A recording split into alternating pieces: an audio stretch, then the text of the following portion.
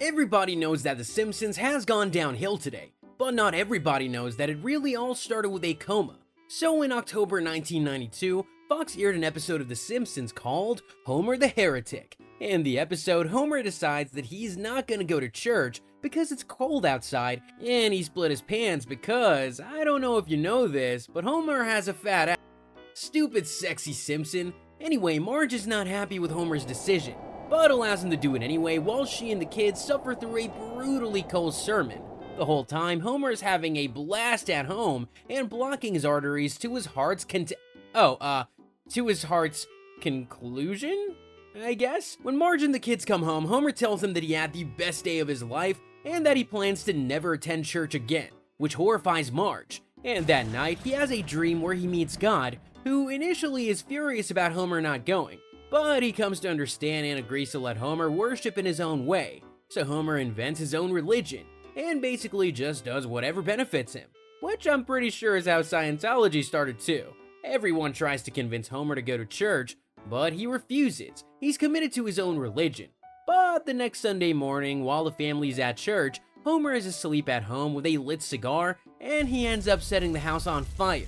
Luckily, the volunteer fire department are on the scene, but it ends up being Ned who saves Homer from the burning house. Eventually, Homer comes to view the whole thing as God delivering vengeance on him for not going to church and founding his own self-serving religion. But Reverend Lovejoy tells him that God was just working through his friends to save him. Homer agrees to attend church again and then sleeps through the whole thing, but the dream that he has is another one with God. And Homer's all, "God, what's the meaning of life?" But he just gets the typical, "I can't tell you that. You'll find out when you die." But Homer says he can't wait that long, and God tells him, "You can wait 6 months?" So God is about to tell Homer the meaning of life, and the episode ends. That's it? Yup, if you want to know the meaning of life, well, YouTube terms and conditions prevent me from finishing that sentence. So anybody that ever watched The Simpsons knows Homer is a fat, and his lifestyle is pretty much just him, usually horizontal on the couch, watching TV, eating some kind of junk food, and ignoring, neglecting, or abusing his family. Never intentionally, of course, unless he's strangling his son, which he does a lot.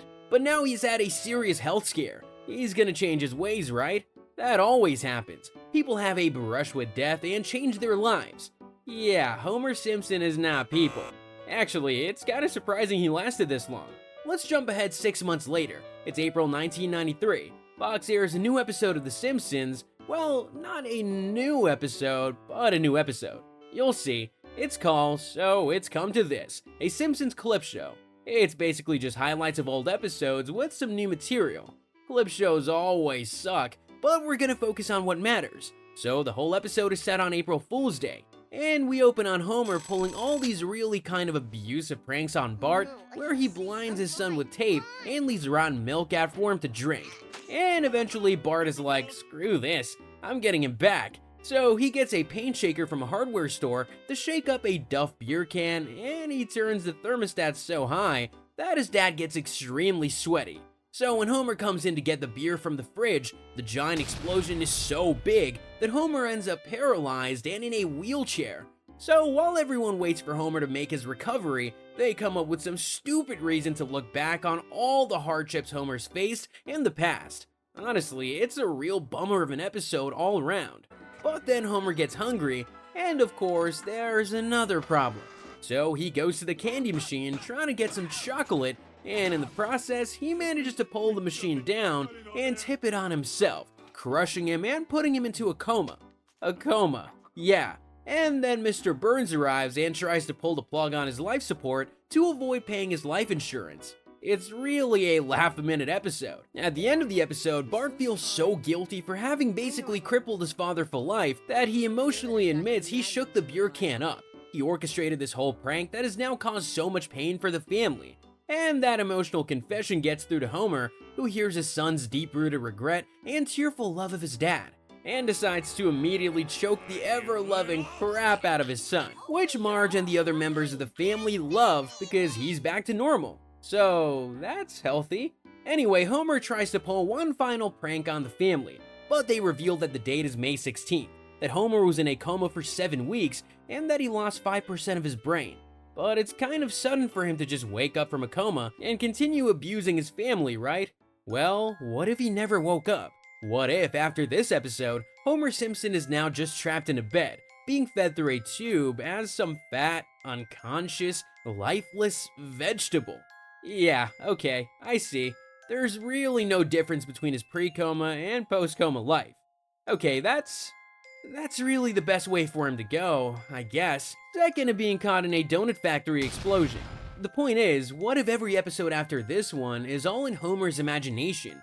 Look at the early episodes from the golden age of The Simpsons. And for the record, I'm talking the real golden age, seasons 3 to 9. None of this, oh, season 35 is a new golden age stuff.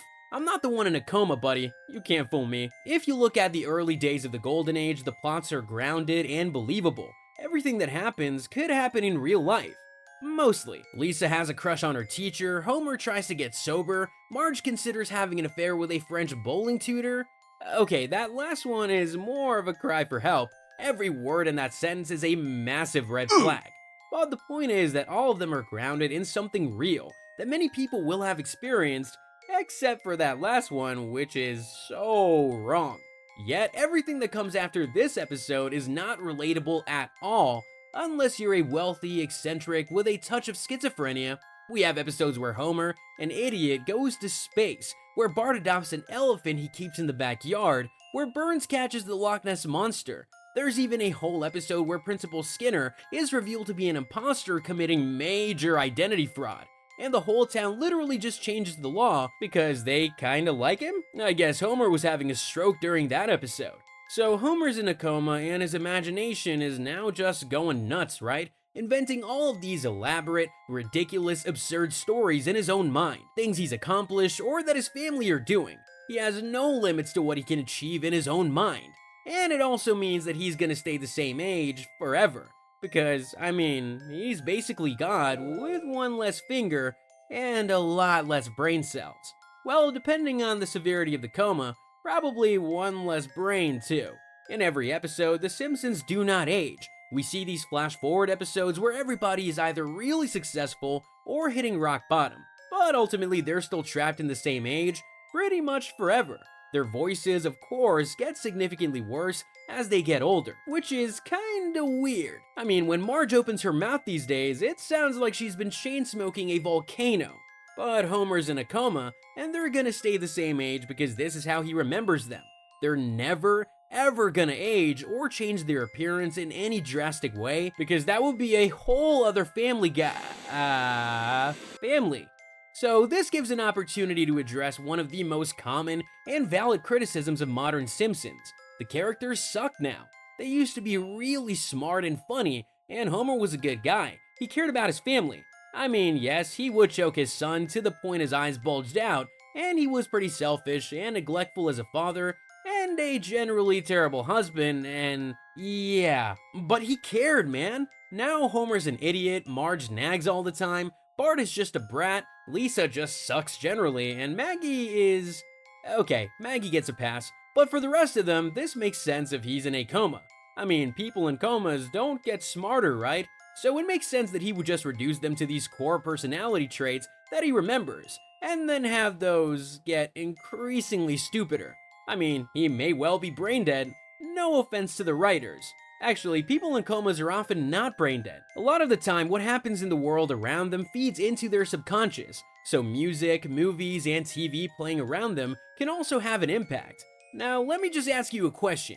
Homer is in a coma. He hears, let's go old school, let's say Rolling Stones. He hears a Rolling Stones song playing in his hospital room. What happens in Homer's mind? Don't try to answer, I can't actually hear you. He just imagines a situation with them. He's at Rockstar Camp and the Stones are there. Easy.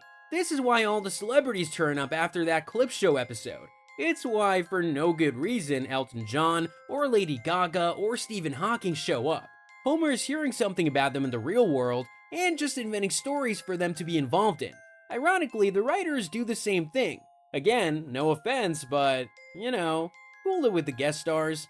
Some of you will watch this and say, well, how do you explain the changing technology? If he's in a coma, how does he know what an iPod looks like? Or, Some more modern piece of technology that won't date this video? Great question, horribly worded. The answer is that it's a TV show, and the technology has to be recognizable. But in terms of this theory, it's because of the same reason above. And it's why his memories are so contradictory throughout the series. Homer's subconscious is just developing his own world as the series goes on. He wants to be an awesome guy who does crazy things, gets all the beer and donuts, has a family that doesn't bother him too much, but is also entertaining for him, and most of all, he just wants to sleep. So yeah, Homer's in a coma, and that's the reason The Simpsons sucks today.